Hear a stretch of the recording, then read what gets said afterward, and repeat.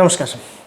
গুজরাট এবং পাঞ্জাবের মধ্যে গতকালকে যে ম্যাচটা হয়েছিল ওটার মধ্যে অ্যাজ ইউজুয়াল আমরা যেটা প্রেডিক্ট করেছিলাম অর্থাৎ হাই স্কোরিং ম্যাচ, ঠিক ওটাই হলো। অর্থাৎ দুই ইনিংস মিলিয়ে প্রায় 200-400 রানের কাছাকাছি একটা স্কোর দেখতে পেলাম।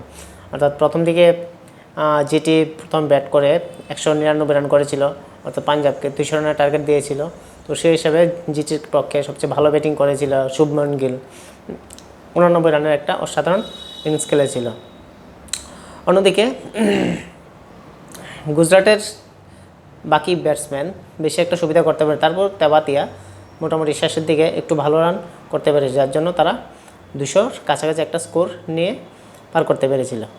যেভাবে ব্যাট করতে নেমে যখন পাঞ্জাব ব্যাট করতে গেল তখন তারা শুরুয়াতটা তো একটা ভালো হয়নি, কারণ তারা পিচের কন্ডিশন অনুসারে সেভাবে খেলতে পারেনি, কেননা তাদের উইকেটটা ছিল ব্যাটিং সহায়ক।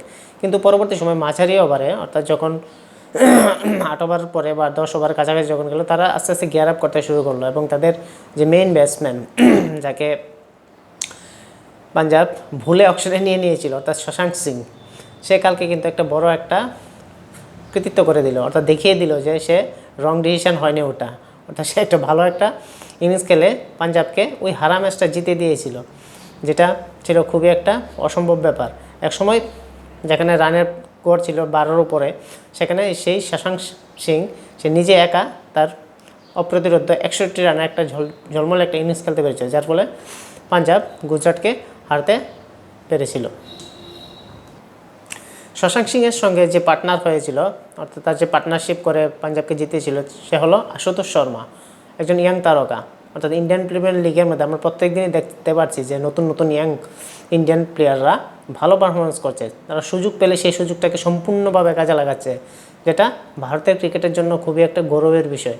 কেননা ভবিষ্যতে তারাই ভারতকে রিপ্রেজেন্ট করবে এবং তাদের এই পারফরমেন্স দেখলে ভারতের ক্রিকেটের উজ্জ্বল ভবিষ্যৎ আমরা সহজেই বলতে পারি, কারণ তারা এতটুকু ভালো খেলছে যেটা আমাদের বলতে হতে লাগছে না। কারণ তারা মাঠের মধ্যে যখনই সুযোগ পাচ্ছে, সেটা সেদিনকার কলকাতা নাইট রাইডার্সের পক্ষে থেকে হোক বা গতকালকের পাঞ্জাবের টিমের থেকে হোক, যেসব ইয়াং তারকা চান্স পাচ্ছে তখনই তাদেরকে নিজেদের সেরাটা দিয়ে দিচ্ছে, যার ফলে দেখতে পাচ্ছি আমরা ভারতের ক্রিকেটের যে যুবক তারা সত্যি উজ্জ্বল করবে ভারতের ক্রিকেট ভবিষ্যৎকে।